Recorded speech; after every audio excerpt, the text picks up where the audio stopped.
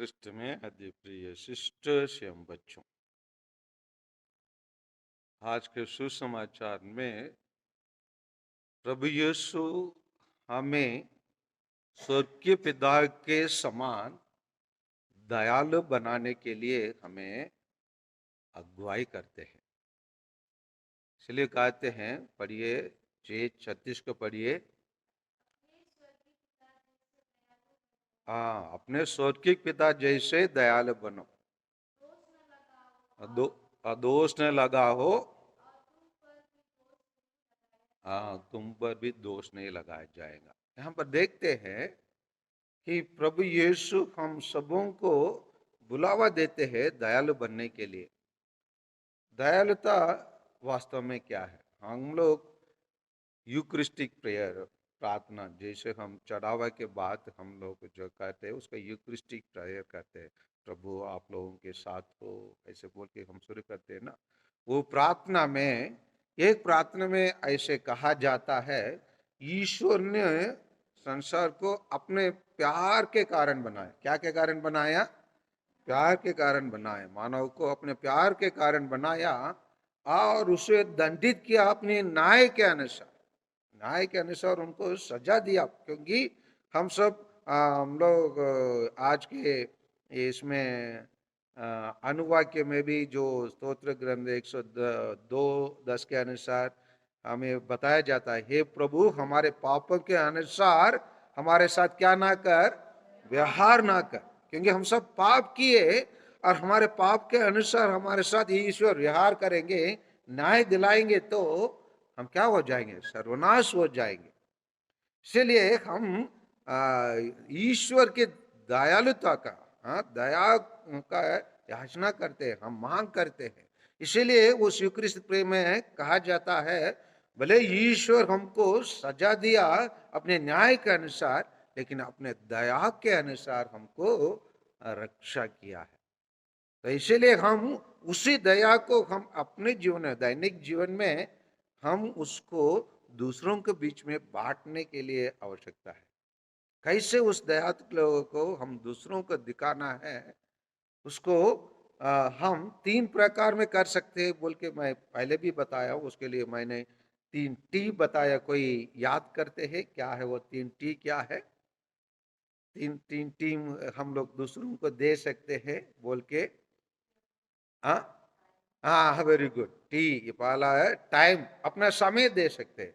जो हम ज्यादा कुछ कर नहीं सकते, कम से कम जो बीमार है उनको विजिट करके जा सकते हैं, उनके साथ थोड़ा बैठ के उनका हाल चाल पूछ सकते हैं और उनके लिए प्रार्थना कर सकते हैं। ये टाइम के द्वारा हो सकता है। दूसरा, हाँ, टैलेंट्स, वेरी गुड। टैलेंट्स, हम अपने प्रतिभा को, है ना, अपने शक्तियों को, हाँ, मतलब हमारे पास जो भी है ना उसके द्वारा, जैसे हम उसी दिन हम गरीब बच्चों के लिए हम कुछ करना चाहते थे, हम लोग कुछ कल्चरल प्रोग्राम रखे थे।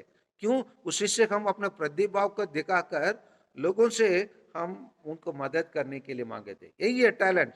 वो टैलेंट हम लोग वो प्रोग्राम आयोजित किए हैं, वो भी एक टैलेंट होता है। इसीलिए हम अपने अंदर छुपा हुआ उसी शक्ति को बाहर निकालकर, प्रतिभा को बाहर निकालकर दूसरों के प्रति, दूसरों के लिए दया करने के लिए, दूसरों की मदद करने के लिए उपयोग करना है। और तीसरा है ट्रेशर, हमारे खजाना, हमारा स्रोत। हमारे पास बहुत सारे स्रोत रहता है ना।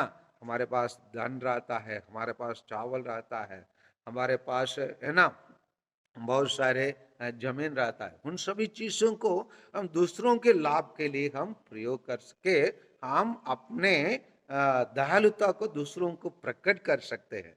और जब हम ऐसे करेंगे, बढ़िए, वो अच्छे से कहा गया है 6:38 को बढ़िए। हाँ, दो और तुम्हें दिया जाएगा, हाँ, दबा दबा कर, हिला खिला कर, भरी हुई, ऊपर उठी हुई, पूरी की पूरी नाप तुम्हारे गोद में डाली जाएंगी। क्यों? हाँ, क्योंकि जिस नाप से तुम नापते हो, हाँ, उसी से तुम्हारे लिए भी नापा जाएगा।